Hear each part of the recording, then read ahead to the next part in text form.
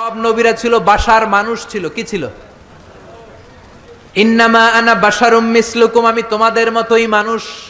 বিশ্বনবী বলেন আমি তোমাদের মতোই মানুষ। বিশ্বনবী বলেন আমি তোমাদের মতোই মানুষ। বিশ্বনবী বলেন আমি তোমাদের মতোই মানুষ। ব্যাকল একদল বেয়াদব আমার নূরের নবীরও সন্দেহ করবে। এই সন্দেহ করে নেওয়া মানুষগুলি এরা কিন্তু একজনও ইমানদার না। যেমন কোরআনুল কারিমে ইয়াসিন সূরায় একটা আয়াত আছে, ইয়াসিন সূরায় একটা আয়াত আছে, ক্বালু মা আনতুম ইল্লা বাশারুম মিসলুনা।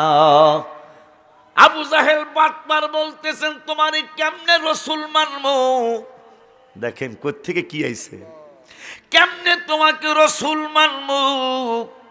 আমার নূরের নবী কয় কেন কি হয়েছে চাচা, আঙ্কেল রে কেন আমারে তুমি নবী মানবে না। ওই ভাতিজা ক্বালু মা আনতুম ইল্লা বাশারুম মিসলুনা, তুমি তো সুরতে আমাদের মতোই একজন মানুষ, আমাদের মতোই হাত মোবারক পা মোবারক তোমার আছে, আমাদের যা আছে তোমারও তা আছে মুহাম্মদ সাল্লাল্লাহু আলাইহি ওয়াসাল্লাম। তা আমাদের মতো মানুষের কেমনে রসুল মানি। প্রেক্ষাপট আলেমরা, অনেক আলেম ভাইরা, সবাই না, অনেক আলেম ভাইরা প্রেক্ষাপটটা পড়ে না, মানে শানে নজুল পড়ে না। কেন রব্বুল আলামিন বললেন বন্ধু বন্ধু বন্ধু গো, ও গো বন্ধু, আপনাকে তো কোনো ইমানদার আমার মতো মানুষ বলে নাই। আমি চ্যালেঞ্জ দিয়ে গেলাম আমার মরণ পর্যন্ত। এরপর আমার ছেলেকে যদি আল্লাহ আমার মতো, আমার বাবা মামার তো হায়াত দেয়, আমার ছেলে মেয়ে পর্যন্ত চ্যালেঞ্জ দিয়ে গেলাম।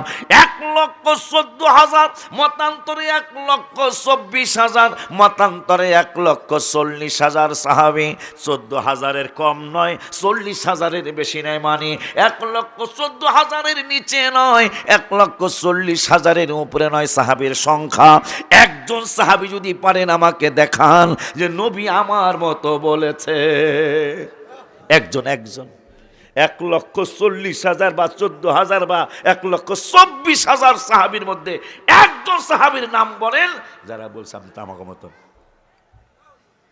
আপনি কায়কোবাদ স্যারকে, কায়কোবাদ আমাদের এমপি মহোদয়কে ওই সময় ইজ্জত করতে পারবেন যখন তাকে এমপি মনে করবেন। আমাকে এমপি সাহেবের বাড়ি কোন গ্রামে? না, মানে মুরাদনগর পোপারি বাড়ি। ততক্ষণই তাকে আপনি ইজ্জত দিতে পারবেন যখন বিএনপির একজন লিডার মনে করবেন। আমার কথা যদি অযুক্তি হয় আমাকে বলবেন। আর তখনই তাকে ইজ্জত করতে পারবেন না যখন আপনি মনে করবেন আমাকে কায়কোবাদ ভাইয়ে না, কথা কয় না কেডা কেডা, আমাকে কায়কোবাদ ভাই রং সাহেব।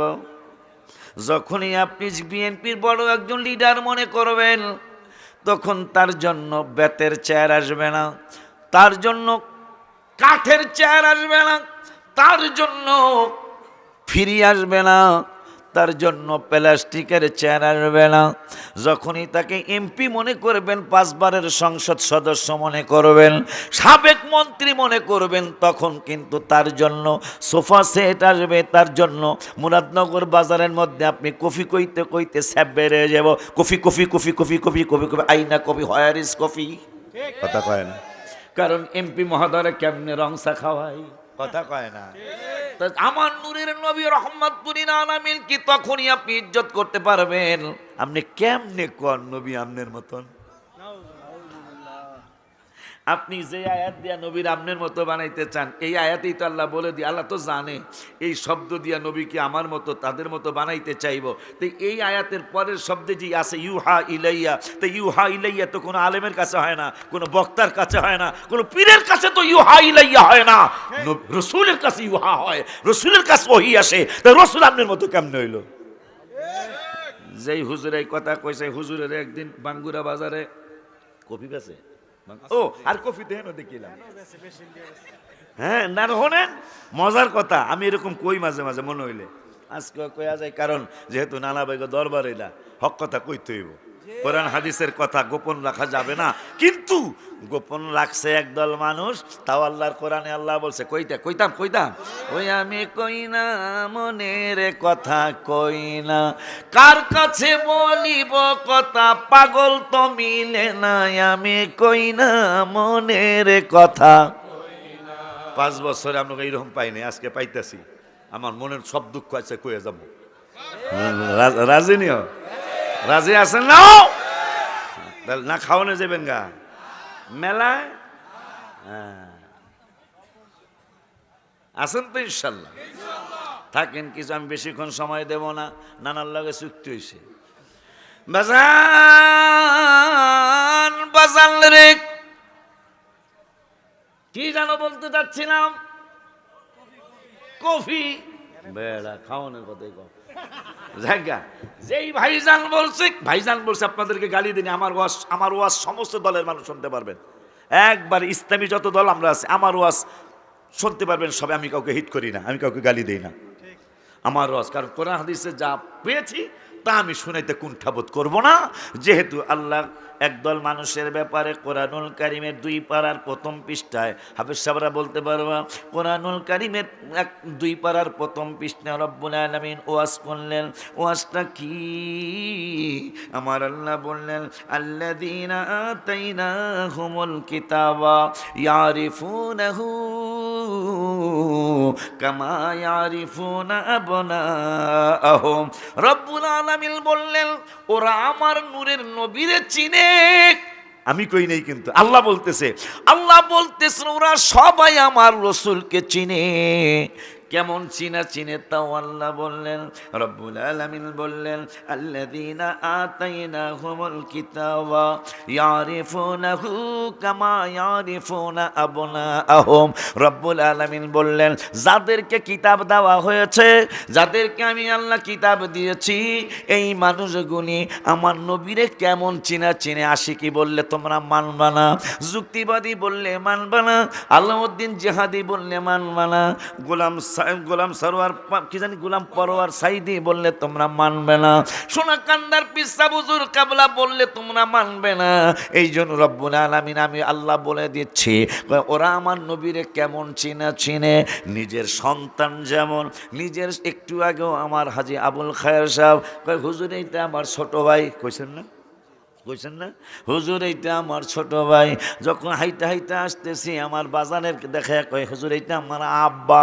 রব্বুল আলামিন বললেন, আমার নবী কোরা কেমন চিনে, আমার রাসূল কোরা কেমন জানে, সেটা রব্বুল আলামিনের কুদরতি জবান মোবারক থেকে শুনে। কয়, নিজের সন্তান চিনতে যেমন বাবার মার কোনো ভুল হয় না, যদি বাবায় পাগল না হয়, মায় যদি পাগল না হয়, তাইলে হুজুরের কাছে আইসা বলে, হুজুর বাচ্চাটার একটু বোঝা লাগাইয়া দেন, বাচ্চাটার একটা ফু দিয়ে দেন। কয় না বাচ্চা এইটা আমার ছেলে, এইটা আমার মেয়ে। রব্বুল আলামিন